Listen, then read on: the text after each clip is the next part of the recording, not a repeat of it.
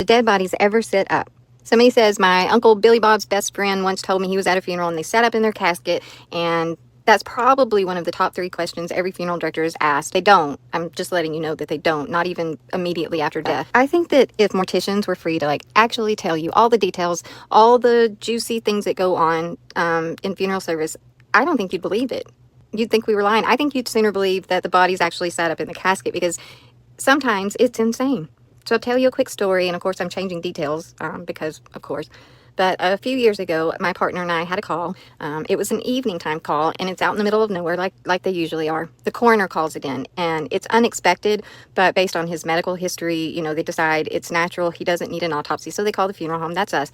And we drive to the middle of nowhere, and it's beautiful. Beautiful home, stunning setting, like gorgeous. While my partner's doing a few things in the van, I decide that I'm going to go on up and I'm going to introduce myself, so we're not just these strangers sitting in the driveway, and get to the front door of this beautiful home, and I knock on the door, and the sweetest, tiniest little woman opens the door, and you can see she's heartbroken, but she's been laughing, and I just wanted to hug her.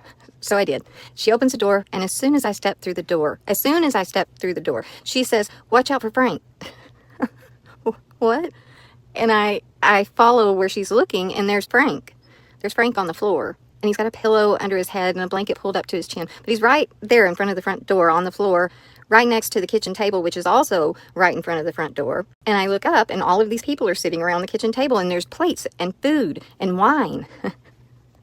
And I just act like there's absolutely nothing abnormal about this. I ask them if they have questions. I tell them who I am, what's going to happen. And then I ask for permission to go out and get our transfer bed. Are you ready for us to go ahead and bring him into our care? And they say, yes, of course.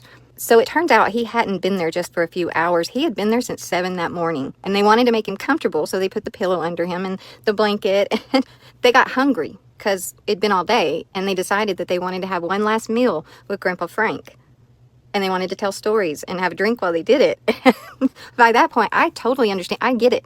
I wanted to sit down with them and have a meal and hear stories about Grandpa Frank too. And I probably would have let them, but they were like, no, you have a job to do. You're way out here. You know, go ahead and do what you need to do. And so I did.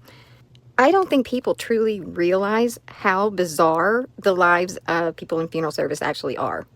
And I don't think that a lot of the time we even really consider it, because it's just normal to us.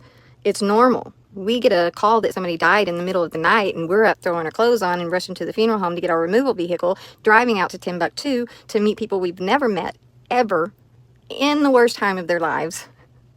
And it's wild. We see a lot of things. So if you are considering funeral service, know that this is part of the job, huge part of it.